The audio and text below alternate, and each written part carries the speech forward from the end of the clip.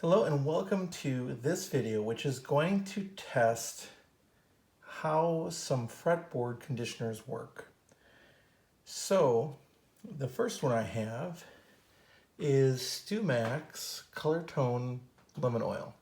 StewMac is a great parts and repair company that sells products, so that's their lemon oil. We'll give that a shot in one spot. The next one is the Dunlop 65 lemon oil, ultimate lemon oil, and then the Music Nomad F1. So we'll give each one of these a shot. So what I've done is this area here is going to be F1 to about here. This area is going to be the Dunlop 65 to about there. Then we're going to do the StewMac lemon oil, and then at the very, very bottom of the fretboard, we'll do some F1 there too. Now, F1 has done this test, and they claim that their product treats the fretboard longer. And this fretboard is extremely, extremely dry. So this will be a great chance to test it out.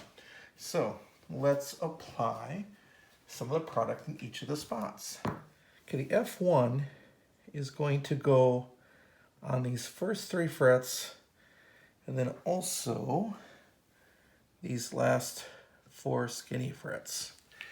So it just dips out a little bit, and I've got a little bit of paper towel here where I can then just spread that around, although I might need a little bit more to treat that one. I'm trying not to spread to the next fret, and then up here I might need another drop or two. It's really dry. Yeah, just to be safe with an extremely dry fretboard, I'm going to do that. Maybe a couple drops on these extremely, I'll even do it heavy because it is really, really dry. Let's do some more here. So I'd like to see some excess glistening after I'm done treating it. So there we go, there's some F1 there. Very good. So the F1 is applied to all of those frets. Now we'll do the Dunlop 65 in this 4 fret area here.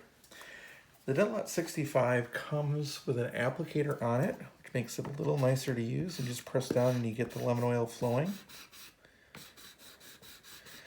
Although I will probably take a little bit of paper towel to get that going too. We get a little bit of a leak over there. That's okay for this test.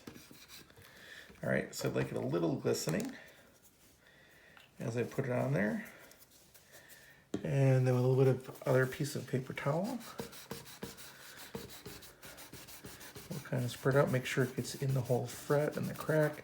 This is really going to be ukulele that was worth saving. You'd also make sure the sides. So that set of 4 there is the Dunlop. And then this next set of 5 frets will be the StewMac, which unfortunately doesn't have an applicator. I wish that it did. So I will just have to get a piece of paper towel, dip it in there. It smells good though, doesn't it? Lemon oil. And spread that on. See how nicely that goes on. And then we get the back of this fret too, right here.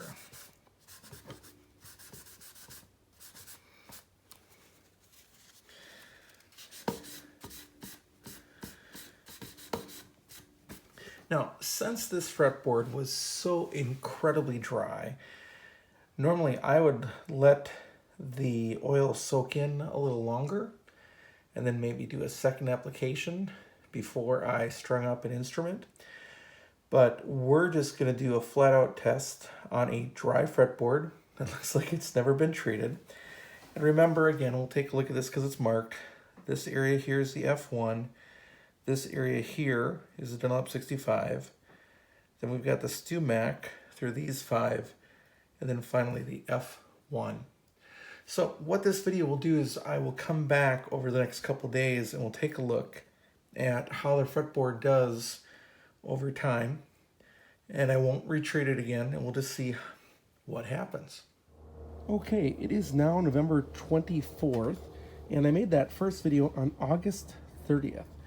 So again, what I did was I put different fretboard conditioners on different parts of this ukulele. So F1 oil, Dunlop 65, Sumac, and then a little F1 on the end. And I haven't done anything with this ukulele except leave it out.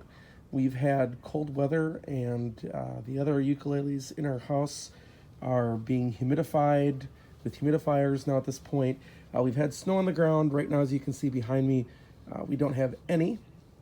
And I came out here so we can have the best natural light possible. So what I really wanted to point out was, although this might be a little artificial, I have seen a demonstration from one of these companies showing how their product doesn't dry out while the other ones do.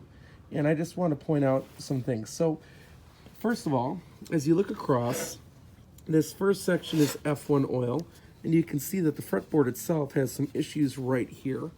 But as you go across, the F1 doesn't look any more humidified than does Dunlop 65, than does the Sumac, or back to the F1. So it really looks like, regardless what you use, any one of those is going to be good. And I'll just point out that the Dunlop 65 and the Sumac are made for fretboards just like the F1. So basically my conclusion for you is that whatever you use to treat your fretboard, your wooden fretboard, whether it's F1, Dunlop 65, or Sumac, I think you're okay with any one of the three.